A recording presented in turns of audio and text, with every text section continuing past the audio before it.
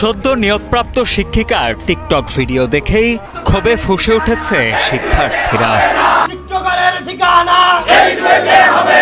বিক্ষোভ ও মানববন্ধনে উত্তাল পরিবেশ বিরাজ করছে ঢাকা প্রকৌশল ও প্রযুক্তি বিশ্ববিদ্যালয়ে। টিকটকার বা বলতে পারেন যে এই ধরনের কন্টেন্ট যারা ক্রিয়েট করে ওই ধরনের মানুষকে আমরা শিক্ষক হিসেবে দেখতে চাই না। শিক্ষক থেকে আমরা সব কিছু শিখবো, আর উনি যদি এই ধরনের ভিডিও কন্টেন্ট যদি আমাদের সবাইকে দেখায় তাহলে আমরা থেকে কী শিক্ষা নিব। 23 মে বিকেলে ঢাকা প্রকৌশল ও প্রযুক্তি বিশ্ববিদ্যালয়ের ক্যাম্পাসের অভ্যন্তরে মানববন্ধন ও বিক্ষোভ করে শিক্ষার্থীরা।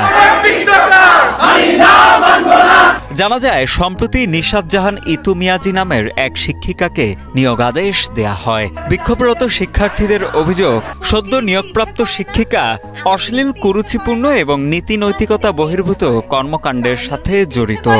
ঠিক আছে, তুমি দেখো আমি গেলাম বাপের বাড়ি। সবার কাছে তিনি টিকটকার হিসেবে পরিচিত, সমালোচিত ও বিতর্কিত ব্যক্তি, যা একজন শিক্ষিকা হিসেবে অগ্রহণযোগ্য এবং শিক্ষিকার আদর্শের পরিপন্থী।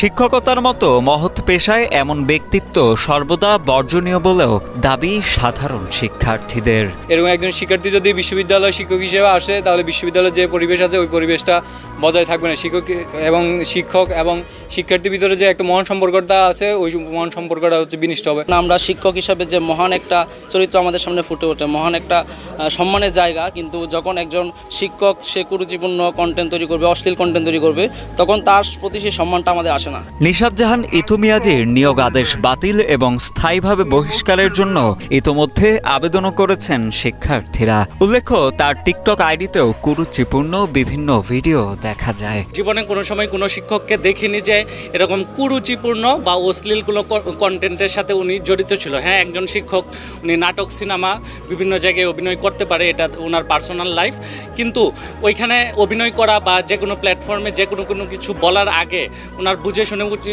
বলা উচিত যে এটা সমাজের জন্য আদৌ মঙ্গলকর কিনা বা এটা ভবিষ্যতে মানুষের জন্য এটা শিক্ষণীয় কোনো বিষয় কিনা। উনি হচ্ছে অশ্লীল এবং কিছু কিছু ক্ষেত্রে দেখা যায় যে ওনার ভিডিওতে দেখা যাচ্ছে যে উনি পর্নকে প্রমোট করছে, এই ধরনের কিছু বিষয়গুলো দেখা যাচ্ছে।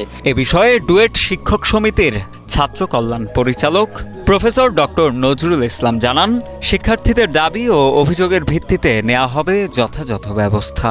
নতুন নিয়োগ হয়েছে, তাকে আমরা অফিসে আসা থেকে বিরত রাখতেছি, পরীক্ষা ডিউটি থেকে বিরত রাখতেছি, এটাও তো আসলে অফিসিয়ালি হয়। আমরা কিছু এভিডেন্স দিছ বলেই এই প্রিলিমিনারি কাজটা হয়েছে, কিন্তু প্রকৃত সবকিছু হবে স্টেপ বাই স্টেপ আইন অনুযায়ী। কোথাও কিন্তু বলা নাই যে ব্লগার হওয়া যাবে না বা টিকটকার হওয়া যাবে না, কিন্তু তোমরা এখানে যেটা প্রশ্ন তুলছো সেটা হচ্ছে তার হলো কি বলবো, তার জেস্চার নিয়ে বা অ্যাটিটিউড নিয়ে কোশ্চেন তুলছো। আমরাও ডিসঅ্যাপয়েন্টেড এবং আমরা এই জন্যই আমরা অলরেডি হচ্ছে অ্যাডমিনিস্ট্রেশনের যে প্রসেসগুলো আছে সেই প্রসেসগুলোর একটা প্রসেস হচ্ছে তাকে হচ্ছে ডিউটি থেকে অফ করে দেওয়া, আমরা অলরেডি সেটা করেছি।